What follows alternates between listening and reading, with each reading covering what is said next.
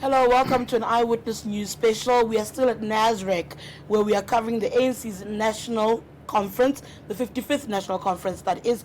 We are watching the governing party in this chapter of the life of the former liberation movement as it elects new leadership, relooks at its policies, and hopefully leaves here with resolutions that speak to issues that affect you and I on a day-to-day basis. We know that energy is a big talking point. I come from load shedding this morning. I'm sure many of you are experiencing load shedding as we speak. There are many issues that the ANC needs to speak boldly on about the way forward, not just the question of electing leadership. So far, they've elected a top 7. They're going to go into nominations and then go back into another round of voting where they'll vote for the 80-plus body of NEC members. That's the National Executive Committee.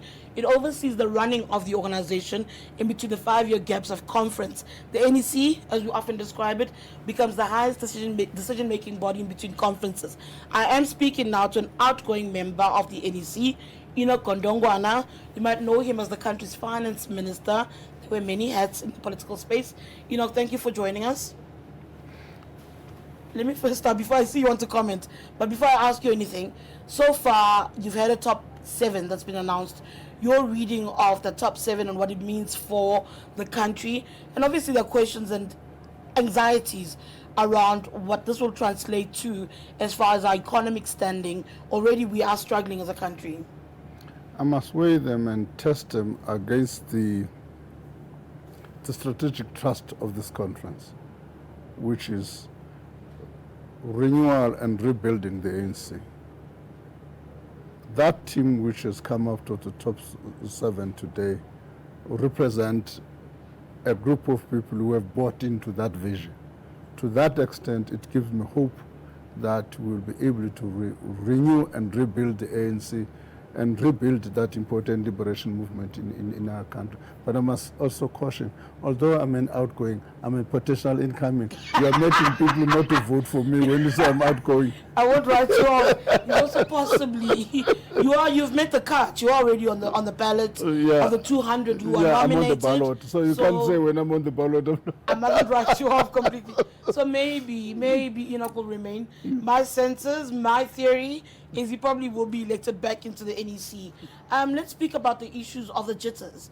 When the ANC meets, because you are the governing party, people get jittery, investors get jittery. They worry about even the resolutions that you passed in 2017, which a lot of actually haven't come to fruition, but they made people agitated. People worried about security from multiple fronts, depending on what the ANC does. As we speak now, again, maybe flowing from that leadership that we have, how should people read the outcomes of the leadership for now in relation to where we as a country and our fears for our economy?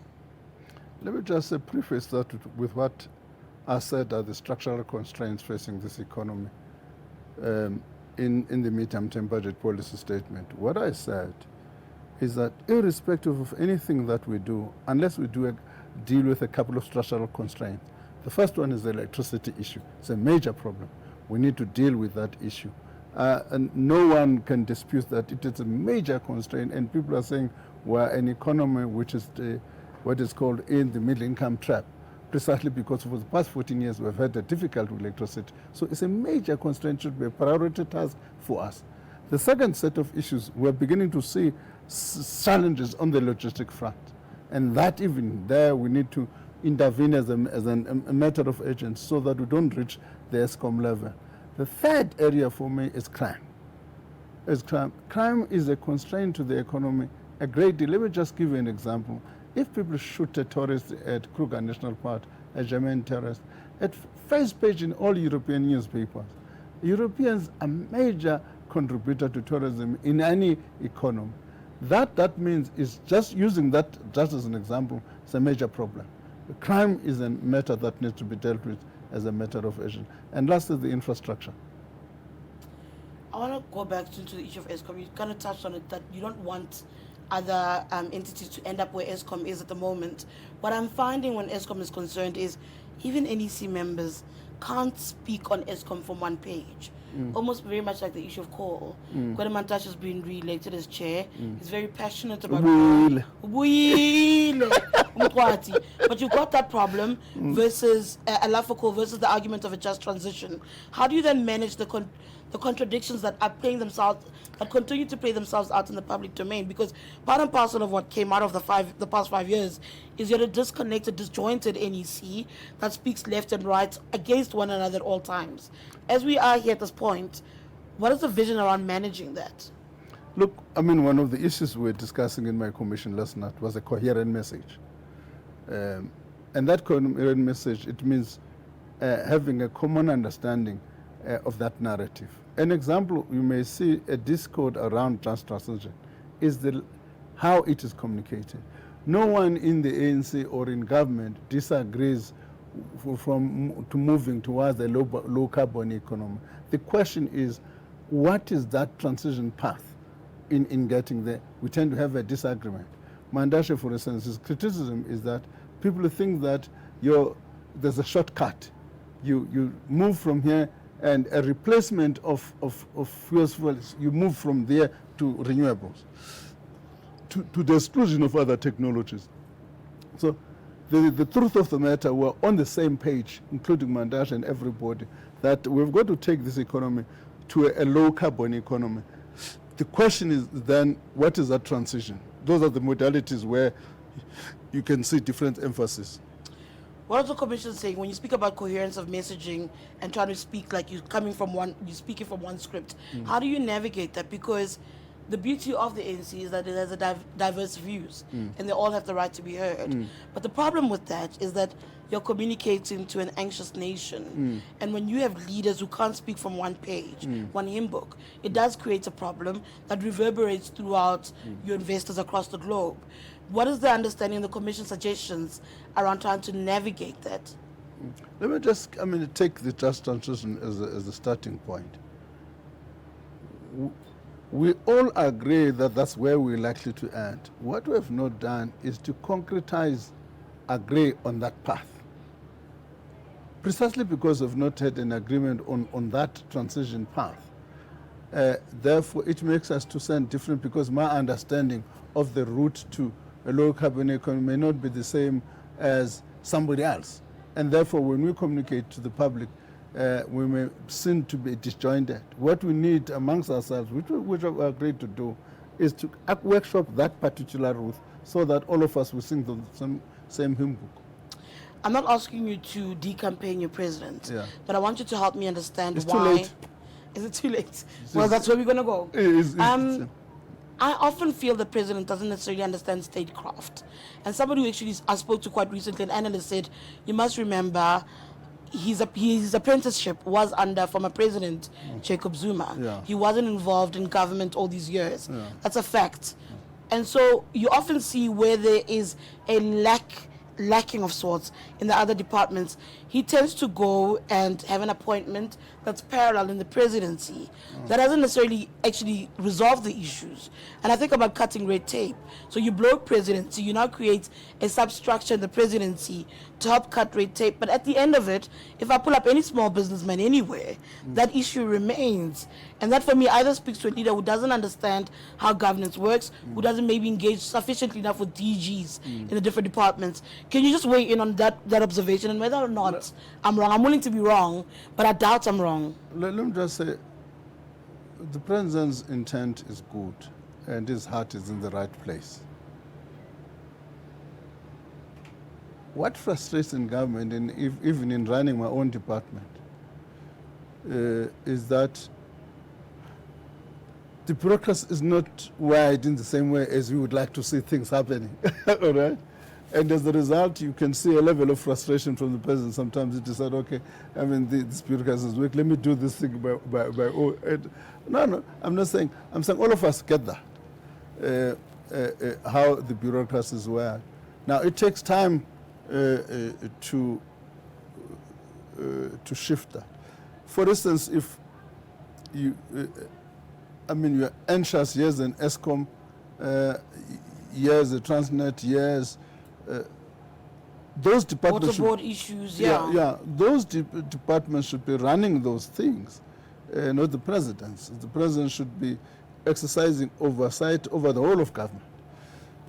But when the weakness is there, he's forced to step in. Like all of us, I'm not supposed in operations in my department. But if the operational efficiencies, I'm forced to But stop it's not paying off. In the public eye, he's making these decisions, bloating the office. You speak about worrying about cutting. I mean, your job is to cut budgets, right? No. My budget is not. My job is not to cut budget. My job is in the public interest. In fact, That's is my one point, of though. You the mustn't properly allow crafted monies, right? is to manage the public finances. And that's what you need to cut, so that the public finances are not wasted. Yeah. So when we have a no, it doesn't have presidency, to. It have to cut. It have to just to reorganize. let's say manage it, Yeah, reorganize it. Let's good. use your language. Yeah. He cuts budgets. To use your language, though, ultimately you need to manage it. But you have this bloated budget that's coming from the presidency. And I said to you, as the people, No, it we doesn't don't have a feel where it's bloated going. budget. It doesn't have a It's bloated. growing because he keeps adding departments and No. making parallel structures in the presidency. No. The department that are in the president have always been there. There's no new department. So the issue of red tape has always been there in the presidency? No, it's an individual. If you say, well, all of us have got different functions, if you define it to split the functions and say, I need to employ somebody else on this thing. Let me just give you an example. I'm passionate about infrastructure and treasury. I listen to all this department, everybody does everything else. I said, no man, I need somebody in my office to deal with this infrastructure. And then they said, okay, we'll do a favor for you. Minister, no. They say, we'll do a favor. We'll give you somebody from GTech into the minister's But he office. goes out to the private sector to get the people to come and assist. He's not looking within government. No. I'm saying there's nothing. There's nothing. If, for instance, I were to say, but dealing with a complex matter, let me take, for instance, the cryptocurrency issues, all right? It's a new thing. I may not have the capacity in government for somebody to be able to help me with that. So I may have to say, is there a space that the private sector can send me, or some international institution send somebody to me to help me doing that? Let me tell you, with the red tape. The red tape bureaucrats are the ones who create red tape. It's quite nice to bring somebody from with an outside eye to look at how the bureaucracy is making things difficult. But it's taking very long. Those interventions, in terms of paying off, it's taking very long for us to get there. Yeah. We're not seeing the interventions Yeah. and materializing from those interventions. Let me just say, materializing from those interventions. As we speak, one of the red tapes we've cut is for everybody to run around to go to National Treasury for permission to do this for procurement. That red tape is gone. Each and every state organ has got to do its own procurement, but within the framework. Okay. I want to move on. I know I'm taking up too much time. I want to move on. You've spoken about municipalities and where the ANC is in government and the states of those municipalities. What do comrades or delegates or members of the ANC need to do in conversations here and going forward to try and rectify that? We have seen the state's dire state, really poor state of municipalities with the ANC governments. You've made the observations yourself. What needs to come out of here to address that? Now, I was not in the commission that deals with that aspect, but if I was there, here are the challenges. I would say, how do we make those municipalities functional? How do we insert a level of discipline in municipalities? How do you make sure that municipalities budget for what they have, not for what they don't have? What do I mean by that? If you read, National Treasury will tell you about what is called unfunded budgets, because people make budgets to fund things when they do not have the money to do that. So that becomes a threat. But there's also a question about the quality of people you deploy, right? The president of the ANC is the same person who said the party is the number one accused. Come again? I said there's also an issue with the people you deploy. I know that there are instruments that you've put in place to try and manage that. Again, I'm not sure if it's paying off as yet. Let me just give Is you there an no example. urgency with the elections coming up? You've got 2024 coming up. Let me just There's no urgency with that in mind. Let me just give you an example. I was in Takastat, a town you don't know, in the Eastern Cape. No, I don't know it. We're doing a door-to-door campaign. They're campaigning for a new councillors for the ANC. What the ANC was taught in that area they imposed a councillor which the community didn't want. And you know what happened? We lost that ward. Right? What if it was an ANC ward?